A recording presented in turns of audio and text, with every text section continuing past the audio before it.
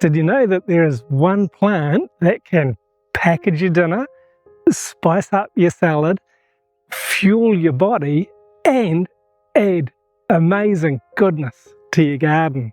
It's your ultimate zero waste food resource. You can make use of the fruit, you can make use of the flowers, of the trunk, of the leaves, every part of it, and even the skin. Bananas are not actually a tree, they're a perennial herb and in the grass family, so in the same family as our beloved bamboo. And they grow in pretty much the same way as our bamboo does. There's a rhizome underground and they'll send up pups close to the main mother plant. And these pups are great too. This is the best way to reproduce if you want more banana plants in your garden. When the pups are 70 to 100 centimeters tall, you can cut them off carefully and replant them. So this is one of the pups and it's still a little bit young, a little bit short. I'll wait till it gets a bit taller before we cut that one out. This pup here is ready to come out. It's a good size and it's nicely separated.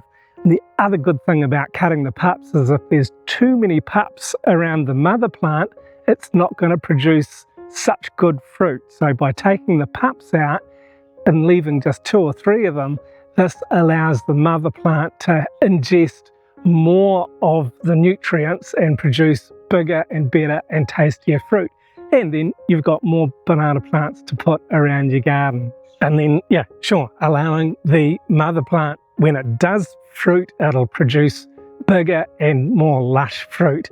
And you've got to be careful. You've got to keep an eye out on this because the birds and the fruit bats and the squirrels all love to come and get them. So it's best to cut them before they're really ripe.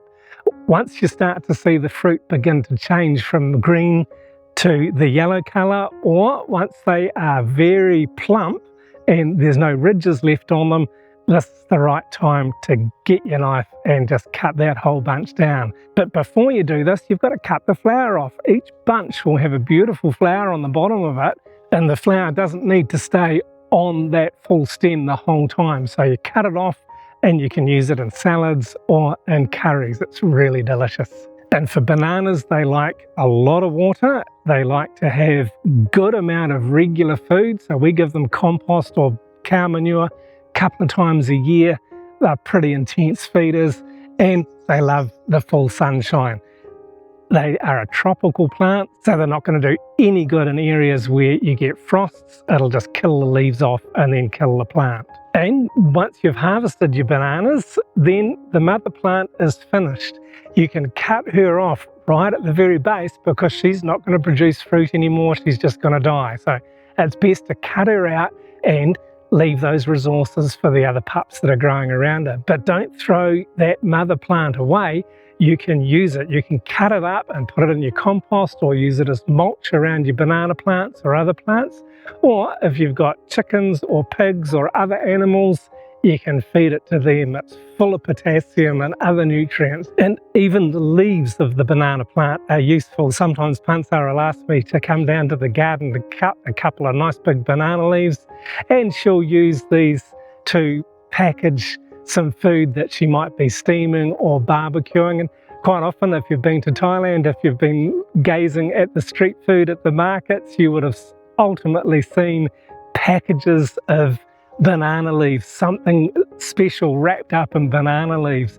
Quite often it's sticky rice. It might have some banana inside it or some beans or some other goodies. And this is a very common way for the Thai people to wrap food when they're either steaming it or barbecuing it, much in the way that in the West we might use foil to do this. And of course, we love eating the fruit. Bananas are a wonderful superfood. They're full of potassium, which is so good for us, and they're very good for helping our digestive system. They will put good enzymes into our gut, especially if the bananas are still a little bit green. Probably best to use them in a smoothie when they're like this, but they are a great prebiotic.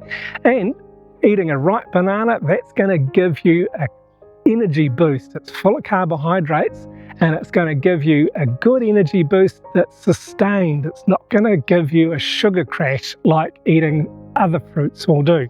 because that energy is sustained. So this is why people who are long distance runners or other athletes, other sports people like to eat bananas, because it gives it that sustained energy. And even the skins are useful. Don't throw these away. We put them in a container with some water. We'll just leave them on the bench with a cover over it for a few days, and then we will add this to our other nutrients that we give our plants, our natural organic plant foods that we make.